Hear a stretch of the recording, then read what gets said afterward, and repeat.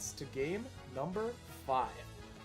Alright, so what are the bans going to be this time? I mean, the banning of Talonflame was a mistake. It was mentioned in the chat that this was not the intended ban last game. But Talonflame ban did end up going through. And also, important to note, they didn't really mean to pick Slowbro either. But it's okay. That's what just ended up happening. So this game, we're going to have Buzz Clef banned from one team. The other team's going to ban Blastoise Umbreon. I'd say that these are pretty standard bans.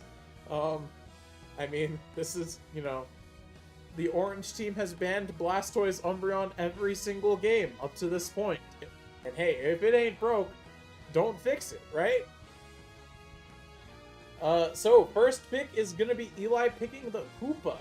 I believe I've seen Eli play Hoopa before, and I think he is somewhat familiar with the Pokemon. So I do think that that's probably the strongest support to pick in this situation. Zera's going to lock Cressel. Ingle on Urshifu is interesting. I don't think I remember him seeing... I don't think I remember seeing him play that one much. We have Drip Mayo now on the Azumarill. Azumarill is a solid pick. Drip Mayo's Azu is quite good. Ray is playing the Meowscarada here. Super Luke on the newly released Phalanx, and Lionheart playing his main Delphox. Alright, and finally we have Vox, and we have Sceptile on Inteleon. Interesting. And we finally have, you know, the Lucario coming out from Vox. Triple all-arounder. It looks like the orange team is very well-rounded this round. I think Zera's Crustle does go kind of crazy, and I do also think that this Inteleon can provide some insane damage from the back. And you don't want to take too much damage from the back, chat. You know, so it's gonna really come down to how are they gonna get in on this Inteleon with the quadruple frontliner against it. Well, I guess we will see. It will be very interesting to see what Phalanx does here. I don't think this is the best matchup for Phalanx by any means. Phalanx into Lucario's extreme speed sounds like a nightmare, but hey, you know what? Maybe the Phalanx sees something that I don't see. Lionheart is going to, I mean, provide some good special attack type damage, but it doesn't seem like this is going to be an amazing pick, as there's not really healing anyway, so the nullifying of the healing that you get from the Delphox isn't that powerful. But here we have the Hoopa. And here we go, game number 5. So Hoopa is, you know, pretty solid. I mean, it's been pretty polarizing for the entirety of this tournament, in all seriousness. The team with the Hoopa has been just shredding, and we will see if that continues to be the trend here, as we have Phalanx Hoopa top lane, and that is a Lucario laning into the Phalanx. Phalanx is going to go score some stacks, and I mean, it looks like they're double stacking up here. And what's this Hoopa going to do about it? Can he do anything about it?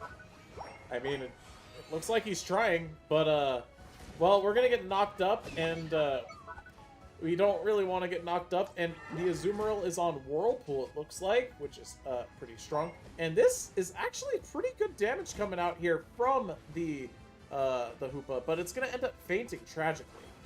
And now it's up to the Phalanx to get the revenge for the Hoopa here. Lucario is sent back, and here comes Lionheart with the Delphox, providing support for the Phalanx, which is very good stuff. And yeah, he's got to be cautious here. We don't want to give away too much here. We don't want to sell, and a lot of that experience is going to be going to that Azumarill. And now we have the triple all-arounder top. And I mean, what's the game plan here? How are they going to deal with 3 all-arounders up top? I mean, I don't know. But it looks like Ingle might overextend here, but they're not ready for it. They can't get the KO on Ingle on that overextension, as Azumarill is going to KO the Phalanx. Alright, well, let's see what's going on down here. I mean, there's a lot of action up in that top lane, but if you look bot lane here, it looks like we're just fighting for farm. We're fighting for the contested farm, as you should be doing. Alright, the Hoopa is going to portal people between lanes, and the Phalanx is trying to go in on this Azumarill, but Azumarill is taking no sorts of damage as Whirlpool hits for multiple targets. But the Phalanx is going to get a KO on the Lucario there, and it looks like Delphox is trying to get this KO on the Azu. Phalanx is going to try and score. Phalanx is going to get off that score, getting that stack. And be careful, there's an invisible man in that bush. There is an invisible man in that bush. They're going to pick up the KO on the Azu, and the invisible man has been discovered. Redlock Fox on the tree, by the way. That's something important to note. I have not seen Redlock Fox play the tree before. Well, I mean, it looks like we're fighting over who's getting the jungle buffs here. That's fair. And, I mean, level-wise. I mean, Phalanx and the Delphox are level 7, but, the rest of the team's kind of falling behind a little bit. You know, the level 4 tree is not what you want to see. And, yeah, that's a top goal break as all 4 of them are just up here. And by all 4 of them, I mean all 4 that were alive. The Crustle is now, you know, he's on his way back. He's going to try and contest this, and everyone should be ripping this Regice right now. They need this more than, like, a camel needs water after not having water for a month. And they do. They end up getting it. And that's huge. That team-wide experience is actually going to put them in the lead level-wise. And that's really good. Okay, Azu's going to come in with the Unite move. It's diving in on something. But hold on. We've got beat up. The Phalanx are going to bust off into Phalanx pieces. And that's a double KO coming out from... A triple KO coming out from the Trevenant. Very strong. And now they're just, you know... They're just saying, hey, you know what? You got to deal with us. We're going to try and score. You got to deal with it. And, well, Inteleon's not going to be able to do it there. That's a slow smoke, and they're going to be able to run away. They can actually get out of there alive. And they're not going to get taxed by overextending. And everyone on the orange team is level 8. Alright. Well, dropping the hammers does seem like the powerful play. As the Crustle and the Azu are just now trying to defend this goal. And something important to note, score-wise, you'll see that the orange team actually has the lead here. It looks like they did decide to get that Regieleki and, you know, push it, which is pretty strong. Super Luke is using the Phalanx Unite for massive amounts of damage, and honestly, after breaking off into smaller pieces, you know, we nearly get the KO on Lucario, but tragically we don't quite get it, and we are going to be overextended, and we end up fainting as the Phalanx there. Okay, but the tree is going to fight. The tree could have probably dropped the hammers, and I don't know if it would have killed the Azu there, but... Oh, that's something I would have probably tried to fish for, as Super Luke's going to pick up the KO on the Urshifu that's overextended. And now we have Objective Time Part 2, and in the bot lane, we have some big dunkers getting scored, and that is a bottom goal break for the blue team. And Hoopa is going to unleash the Unite move, teleporting everyone to top lane. An interesting decision, and Aleki is advancing to the goal on the right. The Phalanx is going to get it. While we were watching the team fight that was occurring, Lucario is going infinite right now on all of these Phalanx pieces. And look at that health on Lucario. It's just not dropping. He's not losing anything. He says, you know what? Nah, I'm gonna farm you. You think you can farm me? I'm farming you. You are just incorrect. Get out of my lane, essentially. Alright, but if you look, you will see that the red team is out of position for this Regice fight, and this Regice is getting shredded by the Phalanx and the Meowscarada, and that is yet another Regice going to the blue team. And now they've just got a level advantage. They've got a whole 2-level advantage, which isn't much, but it is pretty big for this stage of the game. Phalanx is going to use the Unite, trying to get off some big damage. Doesn't really succeed there. But hey, you know what? Maybe they have a chance here. Zera is really low. The Redlock Fox is going in, kinda. But the, you know, portals, you gotta be careful. Oh, big hammers dropped. Azumarill is gonna faint there.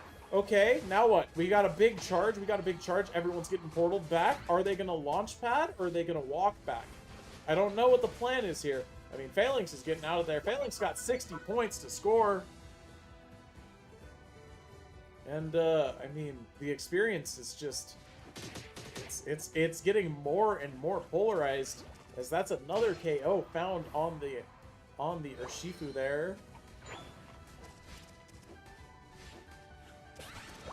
Alright, well, what now? I mean, Phalanx is still doing Phalanx things. Lucario is such a rough matchup for Phalanx. Extreme speed, extreme speed, extreme speed, extreme speed. And that is the end of Phalanx. Oh, but hold on, hold on. We're out of position here. We've got to be very cautious. This Alecki is still up, and that tree is going to push everyone forward and drop the hammers and nearly pick up 2 KOs, but Lucario survives on 1 HP and a dream, and we're hanging out in the bush. We are going to go back to the base. We are going to go back to the base. We're going to get that free healing. We need those levels. We need that health total. And here is everyone in the center for the orange team. What is the blue team doing? It looks like they're just sending it. It says they said, you know what, we're going to send it. And I mean, they have really good secure here, but the Inteleon is going to actually get the steal regardless of your plans, because he timed his auto attacks to do so. But honestly, this isn't the end of the world. The blue team still has the lead. All they've got to do is break these shields, make sure no one gets off these big dunkers. Drip Mayo going to run towards the goal at rapid high speeds.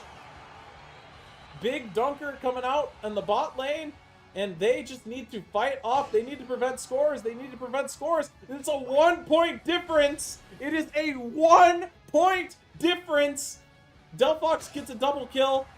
And they just need to defend. They just need to defend. They don't know if they have the lead or not.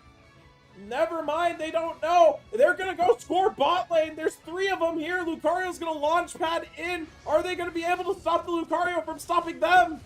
I'm not sure. Urshifu's going up top to score 50. Are they gonna stop the 50? Trevenant is there to stop the 50. Is this Lucario and Azumarill able to stop this? Oh, the Crustle's here! The Crustle is here!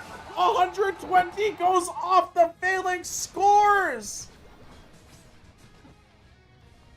And now it is a 121 point difference. Both goals need to be defended. Trevin only can defend 1, and that is gonna be 72, and then 100 from the Inteleon! And is that it? Is that how this ends? Is that really how this ends? Well, that'll do it. In a wild ending, everyone overextends and dies for Team Mysterious Muse. And as a result, Team Tyrannical Eevees gets the first sweep in Cupid VT Pokemon Unite history.